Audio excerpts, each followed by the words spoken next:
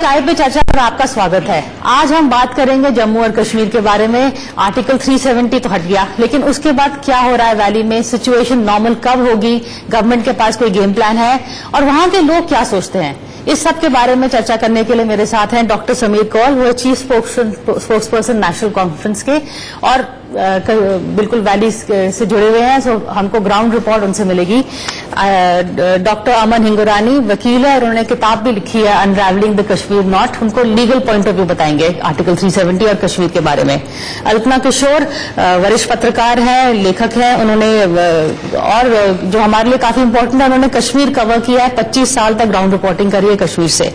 And lieutenant general Sanjeev Shachra, ही वो former army commander हैं। Sameer, I begin with you doctor Kaul. Article 370 के बाद क्या फीडबैक आ रहा है वैली में? जो सरकार कह रही है कि हम कोशिश कर रहे हैं नॉर्मल सिचुएशन आएगी, ये नॉर्मल सी आपको लगता हो पाएगी? दूरदर्शन से और नेशनल मीडिया से रिपोर्ट लो तो सब ठीक है, एवरीथिंग इज नॉर्मल। सड़कों पे ट्रैफिक है, वेंडर्स चल रहे हैं, सुमोज चल रही हैं, लेकिन नेशनल मीडिया ये नहीं बताता कि जो वो वेंडर्स, स्ट्रीट वेंडर्स बैठे हैं, उसमें से 40% वैसे लोग हैं जिनको गवर्नमेंट इंड्यूस करके वहां बिठा रही है। 500 रुपया पर डे प्लस पेट्रोल का खर्चा एक सुमो ड्राइवर को आज की डेट में मदद की तौर पे दिया जा रहा है कि अगर आपकी सवारी चढ़े ना चढ़े, लेकिन आप सुमो को चलाओ। क्यों? क्योंकि आपने मेरे मुल्क को, मेरी कंट्री को ये दिखाना है कि सब ठीक है, सब अच्छा है।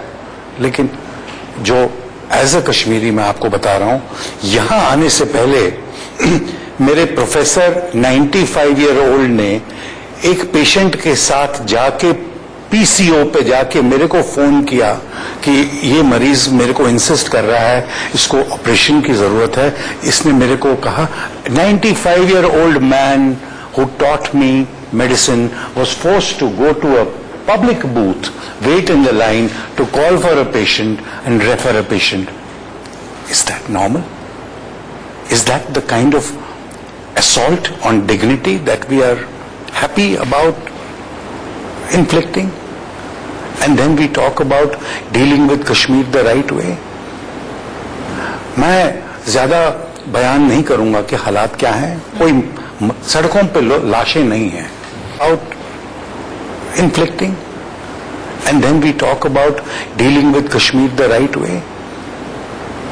मैं ज्यादा बयान नहीं करूंगा कि हालात क्या हैं। कोई सड़कों पे लाशें नहीं हैं। अगर आप वो सुनना चाहती थी और वो एक्सपेक्ट नहीं, लेकिन वो बबल, वो बलून पूरा भरा हुआ है। लेकिन डॉक्टर कौल, ये एक शुरुआत तो करनी थी, पिछले 70 साल से एक पॉइंट ऑफ व्यू चला, अब ये गवर्नमेंट ने ये किया है, तो इसको चांस देना का जो कह रहे हैं कि हमारे पास गेम प्लान है, डेवलपमेंट, जो भी इनके पास प्लान है। जब किसी बीमार और मरीज की रेडिकल सर्जरी करनी है, पहले सब चीजों का ख्याल में रखते हुए करनी है और उसको प्रिपेयर करना है ताकि वो सर्जरी से सर्वाइव करे। आज जो हमने अपने लोगों के साथ किया, बीमार आईसीयू में है, बचने के चांसेस एज अ डॉक्टर मैं आपको बता रहा हूं बहुत कम है। ये ऑपरेशन सक्सेसफुल होने के चांसेस बहुत कम है। डॉक्टर हिंगोरानी, उन्होंने तो मेडिकल रिपोर्ट दी, आप लीगल रिपोर्ट दीजिए, लेकिन थोड़ा आगे, जो हो गया सो हो गया, हिस्ट्री में मत जाइए, लेकिन आगे आपको क्या लगता है, क्या कर सकते हैं आगे? मेरे हिसाब से हिस्ट्री में हमको इसलिए जाना पड़ेगा ये देखने के लिए कि जेनेसिस क्या है, मुद्दा शुरू कहां से हुआ। अगर हमको ये नहीं पता कि बीमारी क्या है, आप दवाई क्या दोगे? बीमारी मेरे हिसाब से 370 पहले थी ही नहीं। 370 एक पॉइंट इंपॉर्टेंट था, एक टाइम पे इंपॉर्टेंट था, पर 370 कश्मीर इशू का जड़ नहीं है। कश्मीर इशू का जड़ ये है कि जो स्टेट है, जो पूरा स्टेट इंडिया का पार्ट बना था 26 अक्टूबर 1947 को, उसमें से 50% तो इंडिया के पास है ही नहीं, मोर देन 50% पाकिस्तान के पास है, चाइना के पास है। इंडिया ने ही इसको डिस्प्यूटेड टेरिटरी बना दिया था, ये बोल के कि ये जो एक्सेशन है ये प्रोविजनल है, लोग डिसाइड करेंगे। फिर हम ही ले चले गए थे यूनाइटेड नेशंस, हमने इंटरनेशनलाइज कर दिया। जब तक हम पूरे स्टेट पे अपना टाइटल क्लियर नहीं करते, कानून तौर से पूरा स्टेट इंडिया का पार्ट है, 1947 में बन गया था, उसी कानून जो पाकिस्तान, जिससे पाकिस्तान बना है, उस कानून से ही J&K इंडिया का पार्ट है। पर क्योंकि हमने अपने ही वो हक पे डाउट क्रिएट किया है, पहले हमको जब तक वोट ठीक नहीं करते 370 हो या ना हो, वहां शांति नहीं आने वाली। सो 370 इस पॉइंट ऑफ व्यू से मेरे हिसाब से एक इंडेक्स है बस कि क्या न्यू दिल्ली ऑनर करेगी एक्सेशन की टर्म्स को। एक इंडेक्स बोनाफाइड के लिए एक इंडेक्स है, पर जहां तक ग्राउंड रियलिटी है उसमें उससे शांति नहीं आएगी स्टेट के अंदर। इसलिए हमको आगे ये करना है कि हम क्या कर सकते हैं जिससे ये डिस्प्यूटेड टेरिटरी का जो टैग हमने लगाया हुआ है उसको हम खत्म करें, ताकि हमारे पास एक मॉडल अधिकार हो स्टेट में बोलने के लिए कि आप इंडिया के पार्ट हो। ये डिस्प्यूटेड टेरिटरी नहीं है। इंडिया में तो आप देखोगे पूरा टेरिटरी इंडिया टेरिटरी दिखता है। इंडिया से बाहर जाके देखिए मैप, पूरे यूएन के अंदर भी पूरा स्टेट डिस्प्यूटेड टेरिटरी। पहले लीगल हल करें। पहला स्टेप है कि अपना हक उस पर कायम करो और उसके बाद वो एक्शंस लो जिससे आप लोगों की कॉन्फिडेंस जीतोगे। अगर पब्लिक ओपिनियन है more force in law, public opinion, public आपको साथ लेनी चाहिए, पर उसके लिए आपको एक मॉडल बेसिस चाहिए। पर पब्लिक ओपिनियन इंडिया के बीच में तो उसको डिस्प्यूटेड नहीं मानता है। स्टेट के अंदर, स्टेट में जब तक देखिए ये जो है कि जो पब्लिक है, पब्लिक को ये होना चाहिए कि हमको इंडिया का पार्ट बनना है। और 370 यही कहता था कि स्टेट डिसाइड करेगी, नई दिल्ली डिसाइड नहीं करेगी। अरे यही प्रॉब्लम है, दो व्यूज है, एक नई दिल्ली का और एक वहां वाली का। बिल्कुल, मेरे ख्याल में तो ये जो मैंने आपको मन में बातचीत की थी कि 2002 और 2006 और 7 के बीच में जो एक नॉर्मल बड़ा अच्छा माहौल था, एक बहुत अच्छा पीरियड गुजरा जहाँ पे लोग ऑप्टिमिस्टिक थे और होपफुल थे कि इसका कुछ सोल्यूशन हो जाएगा और इंडिया के साथ रहने में उनको दिक्कत नहीं लग रही थी। तो जो आज आप उनको बता रहे हैं कि आपको दिक्कत होगी, तो आप कैसे एक्सपेक्ट कर सकते हैं कि वो लोग कहेंगे हाँ जी ये बहुत अच्छा है, हम इसको एक्सेप्ट करते हैं। जब किसी को आप कहते हैं कि आपको हमने जो आपको एक फ्रीडम थी वो हमने छीन ली है, जो आपके पास एक हक था वो हमने छीन लिया है, तो वो लोग कैसे कहेंगे कि नहीं हम इससे बहुत खुश हैं? It's impossible. So I think वो रियलिटी जो है, वो विजन जो है, जो आज की सरकार है उन्होंने नहीं देखी जब इन्होंने ऐसा इतना बड़ा कदम लिया। और ये बहुत बड़ा कदम है, आपको इतिहास में जाना ही पड़ेगा, देखना ही पड़ेगा कि कश्मीर के हिस्ट्री में, पूरे स्टेट के हिस्ट्री में ये जो आपने किया है 5 अगस्त को, ये एक बहुत बड़ी सुनामी किस्म की चीज है।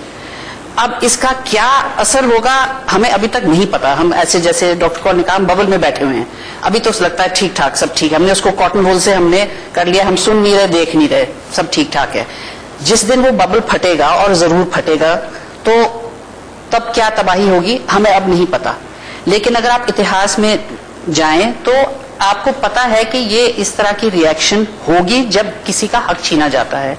और ये हक था, ये हमने दिया है, इंडियन स्टेट ने ही दिया है, तो आपने उसको छीन लिया यूनिलैटरली। ये एक एग्रीमेंट थी, आपने एक तरफा उसको भंग कर दिया, तो जो दूसरी पार्टी है वो क्या समझेगी? वो तो नहीं खुश होगी। तो हम कैसे समझ सकते हैं? I don't understand this whole thing कि भाई वो बड़े खुश होंगे। कैसे खुश होंगे? कैसे खुश होंगे? ये खुश होंगे, खुश इसलिए होंगे क्योंकि उनकी लाइफ में, उनके रहन सहन में, उनका माहौल में फर्क पड़ेगा। खुश होंगे, वो रियलाइज करेंगे ये गलत था। और मैं डॉक्टर साहब को आश्वासन देना चाहता हूं कि बिल्कुल ठीक होगा। टाइम दीजिए, टाइम इसलिए दीजिए कि एक देश है हमारे साथ वहां, जो वहां माहौल खराब कर रहा है, उसको हमें ठीक करना है। पहले यू स्टॉप इन्फिल्ट्रेशन, आप टेररिस्ट एक्टिविटी बंद कीजिए, फोकस ओनली ऑन डेवलपमेंट, हर चीज होगी। हम ये चीजें हम समझते हैं कि हमने किसी का हक लिया है, किसी का हक नहीं छीना है। कश्मीरी अपना है, इसी देश का है, उसका वही हक होना चाहिए जो बाकी देशवासियों का है। और ऐसा कोई लॉ या ऑर्डर नहीं है जो उसका हक उससे ले रहा है। इनफैक्ट आप उसको हक दिला रहे हैं, कई चीजें उसको मिलेंगी जो अब तक नहीं मिल सक रही थी। और आप देखेंगे ये धीरे धीरे हर चीज, जब नई कोई चीज है, इतना बड़ा ऑर्डर अभी जो हम लोग पिछले 70 साल से ढूंढ रहे हैं, उसको बहाल कर देंगे तो एवरीबडी को समझ आएगी कि नहीं चलेगा। होता है ऐसे, इट इज नेचुरल। बट हर चीज में टाइम है। अगर सिंसियरिटी और पर्पस है लोगों में, एडमिनिस्ट्रेशन में, और या जो कह रहे हैं कि शायद एक मेक बिलीव बना रखा है शायद it may be possible, but ऐसा नहीं है। देयर आर बहुत लोग हैं बीच में, और जब डेवलपमेंट सिंसियरिटी पर्पज से जाता है, ग्राउंड लेवल पे जाता है, I am sure there will be improvement. हम Can I just say look it more optimistically, हमें बिल्कुल ऐसे माहौल में देना चाहिए कि देखो 6 महीने के बाद, साल के बाद हम लोग कहेंगे कितना अच्छा हुआ था। मैं जेनरल साहब को आई जस्ट वांट टू से वन थिंग कि ये जो आप पड़ोसी देश का बता रहे हैं कि वो जो भाव वहां से आते हैं और जो आइडियोलॉजी वहां से आती है और इफेक्ट करती है कश्मीर को, हम उसको किस तरह से उसका सामना करें।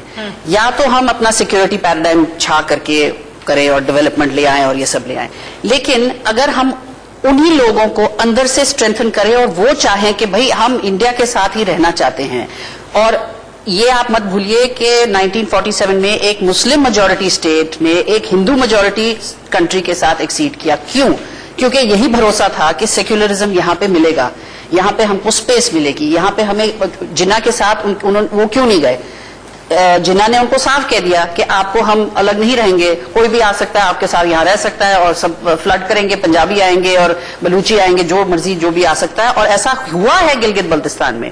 गिलगित बल्तिस्तान में इज फुल ऑफ मैसिव शिया सुनी कॉन्फ्लिक्ट। क्यों? बिकॉज सारे जो आर्मी के सुनी कंपोनेंट्स है वो वहां जाके सेटल हो गए एज अ सिक्योरिटी पैराडाइम। जो जनरल साहब बता रहे हैं कि इसको रेस्टिव शिया स्टेट एरिया है, इसको कंट्रोल में रखो। You can see the results, वहां पे एक रेजिंग कॉन्फ्लिक्ट चल रहा है। सो सिमिलरली कश्मीर आया क्यों हिंदुस्तान के पास? क्योंकि हिंदुस्तान ने बोला हम आपको ऐसी स्पेस देंगे, we will give you that space for your culture. अब हम स्पेस ले रहे हैं, पर वो स्पेस दिया, लेकिन उसके बाद भी कॉन्फ्लिक्ट तो नहीं रुका ना। तो कॉन्फ्लिक्ट रोकने के लिए उसे हमने ठीक तरह से अपने जो वादे थे हमने उनको ठीक तरह से पूरा नहीं किया। और कश्मीरियों के साइड से भी बड़ी गलतियां हैं। ये नहीं कि सिर्फ इंडिया ने ही गलती की है, दोनों साइड से गलतियां थी। लेकिन वो जो अश्योरेंस था कि आपको वो स्पेस मिलेगा, वो अभी तक बरकरार था, एटलीस्ट इन आर्टिकल 370। अब वो भी चला गया है। तो ये सुधार का टाइम तो आ गया, यही तो सुधार का टाइम है। चलिए एक ब्रेक लेंगे, ब्रेक के बाद डॉक्टर कॉल की राय सुनेंगे। लेकिन ब्रेक के पहले बात हो रही थी कि give the centre a chance in Kashmir. 17 साल से एक पॉइंट ऑफ व्यू चला, अब दूसरा पॉइंट ऑफ व्यू आ गया। 2 चीजें कहना चाहूंगा प्रिया। एक तो मैं गुस्ताखी माफ जनरल साहब से अगर ये अलाउ करें, थोड़ा इनको जो ये जस्टिफाई कर रहे हैं, जिस रीजन पे ये जस्टिफाई कर रहे हैं कि जो भी हमने वहां किया कश्मीर में, मैं उसको थोड़ा जरा बड़े छोटे से पैमाने में डाल के इनको समझाऊं कि अगर मैं इतनी हिम्मत कर लूं जनरल साहब की, एक जनरल ऑफ द आर्मी को मैं डाइवर्स व्यूज होने के लिए वो सामने वाले कमरे में आज बंद कर दूं और उसके बाद निकल जाऊं और कहूं कि जब तक तुम अपने ख्यालात नहीं बदलोगे, आप बंद कोई आपको बंद करके रखा जाएगा, तो मैं तो उस मामले में तो बहुत नादान हूं फिर कि मैं ये एक्सपेक्ट करूंगा कि जब भी मैं वो कमरे का दरवाजा खोलूं आप बदल गए होंगे और मेरे से एक्सट्रीम वे। मैं एक सिंपल दिस इज एग्जाम्पल बहुत एक्सट्रीम इंटरप्रिटेशन ऑफ ऐसा नहीं है। Let him come back. हाँ जी बोलिए। मैंने कहा ये बड़ा एक्सट्रीम व्यू है, ऐसा नहीं है। हाँ, डाइवर्जेंट व्यूज हैं, that is democracy. Divergent views are allowed, why should they be allowed? But सबके व्यू अलाउड होने चाहिए। पर जो आप जिस प्रकार का आप एग्जाम्पल दे रहे हैं, ये हमने भी जमीन देखी है, वहां ग्राउंड में लोगों से मिले हैं, ऐसा नहीं है। ऐसा लोगों में उत्साह है, चाव है। कल आप रिक्रूटमेंट रैली करते, कितनी दुनिया खड़ी हो जाती है हमारी फौज के लिए या पुलिस के लिए या पैरामिलिट्री के लिए। बिल्कुल आपकी बात पूरी मैं मानता हूं कि खुशी से आते, लेकिन फिर अगर ऐसा सच है, now taking you on your word again, अगर ऐसा सच है तो फिर ये करने की जरूरत, ऐसे करने की जरूरत क्यों पड़ी? देखिए, एक कपल ऑफ थिंग्स, हम डाइवर्जेंट व्यूज होना अच्छी बात है डेमोक्रेसी में, और हर इंसान के अपने व्यूज है, ठीक है, वो एक जगह है। पर जो भी गवर्नमेंट है, गवर्नमेंट को कानून के हिसाब से चलना है, ठीक है। जब स्टेट इंडिया को एक्सीड हुआ था, उसको हम कानूनी टर्म्स में एक्ट ऑफ स्टेट कहते हैं। ना इंडिया उस स्टेट कहते हैं, ना इंडिया उससे निकल सकती है, ना स्टेट उससे निकल सकता है। तो जम्मू कश्मीर इंडिया का इंटीग्रल पार्ट है, ये चीज फाइनल है, ना कोई भी उस चीज को कोई बदल नहीं सकता। और वो एक्सेशन इंस्ट्रूमेंट में ही जो रूलर ने बोला था कि हम 3 चीजें दे रहे हैं इंडिया को, बाकी चीजें मैं अपने पास रख रहा हूं, accession will not affect the continuance of my sovereignty. उसी रूलर ने फिर एक स्टेट कॉन्स्टिट्यूशन असेंबली बनाई थी, जिस जो इलेक्टेड बॉडी थी, स्टेट कॉन्स्टिट्यूशन बनी थी जो 370 में ही कंटेम्पलेटेड है कि ऐसे इनकी अपनी कॉन्स्टिट्यूशन होगी। और आज से कई चीजें दी गई। दिल्ली एग्रीमेंट थी 1952 की, जो इंडियन पार्लियामेंट ने रेटिफाई की थी, जिसमें खुद बोला था कि उनको प्रेफरेंशियल ट्रीटमेंट मिलेगी। फिर उसके बाद ये डाइल्यूट होते गए, जैसे हमारे पैनलिस्ट सही कह रहे हैं कि डाइल्यूट होते गया। आज तक ऑलमोस्ट सारी constitution of India anyway apply हो रही थी स्टेट के ऊपर। ये बात भी सारी सही है, इसलिए पर इससे भी वह शांति नहीं आई। इसलिए मेरा यही कहना है कि अगर एक तो चीज होती है कि हमको ऑनर करना टर्म्स ऑफ एक्सेशन, वो बात अलग इश्यू है, पर क्या 370 है जड़ कश्मीर इशू का? 370 तो एक सिंपल एक इंप्लीमेंटिंग प्रोविजन था कि जो एक्सेशन के टर्म्स है उसको कैसे इंप्लीमेंट किया जाएगा। पर जब तक आप उन लोगों को जो इंडिया का हिस्सा है, अगर उन लोगों को बोल, अभी तक ये मुद्दा खुला छोड़ा हुआ है, क्वेश्चन खुला छोड़ा हुआ है कि फ्यूचर में जाके एक यूएन रेजोल्यूशन है जिसमें आप डिसाइड करोगे आप इधर के हो या उधर के हो या इंडिपेंडेंट हो, जब तक वो चीज खत्म नहीं होगी और जब तक ये नहीं होगा कि आप इंडिया के ही हो, तब तक आप कैसे सोच सकते हो कि वहां शांति आएगी? पर ये मैसेज इंडिया के ही हो तो जो हम कह रहे हैं, पर हमने ही यूनाइटेड नेशन सिक्योरिटी काउंसिल में जाके बोला हुआ था कि नहीं, इन लोगों को फैसला करने दो कि वापस रहना है या पाकिस्तान जाना है या इंडिपेंडेंट होना है।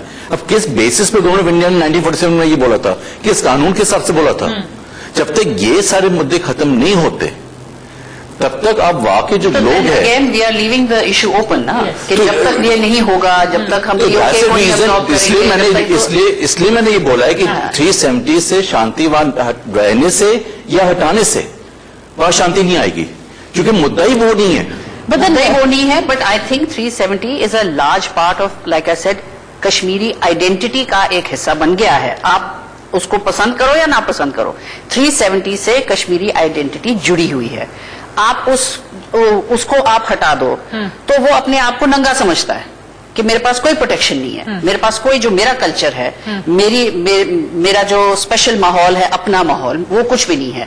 आप कहते हो कि हम नहीं चाहते कि वो कुछ हो, हम नहीं चाहते कि वो स्पेशल हो, लेकिन 70 साल से आपने उसको वो आश्वासन दिया हुआ है।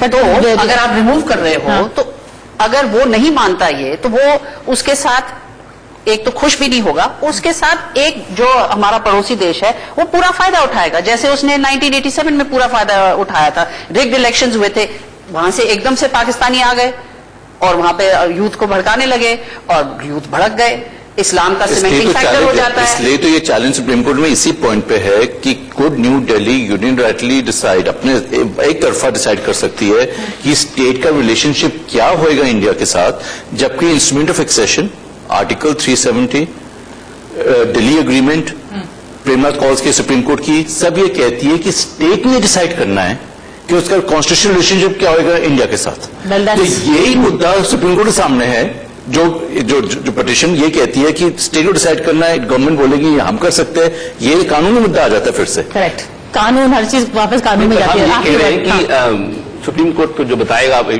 जब ये डिसीजन आएगा, एक टेम्पररी प्रोविजन था टू मैनेज एडमिनिस्ट्रेशन। नहीं, ये गलत है। जब मैं आपको बताता हूं, इसके भी अलग okay, let us wait for the supreme court. नहीं, इसके अंदर मैं बोलूं सुप्रीम कोर्ट की पोजीशन है, सुप्रीम कोर्ट ने बोला। मैं ये जरूर बता दूं कि फिर भी जो भी हिस्टोरिकल व्यू है, allow the present to take charge, please give the peace a chance. There are people who are determined, चाहते हैं कि वहां पीस आए, चाहते हैं कि लोग फूले फले और कश्मीर एक ऐसा स्टेट बने। कई जगह हैं, आप देखिए जगह जहां रिमोट एरिया जाओ, कोई डेवलपमेंट नहीं हुई, अब डेवलपमेंट होगी, वो अलाउ करिए ना। सब चाहते हैं कि waiting for that peace through the barrel of a gun is how is it peace? But this is gun तो है नहीं अभी, कहाँ गन है? गवर्नमेंट डिसीजन है yet. But this is a debate जो चलती रहेगी, हमने जैसे अभी भी शुरू किया, लेकिन अब तक के लिए इतना ही है। Thank you for watching this show, फिर मिलेंगे अगले हफ्ते इसी समय।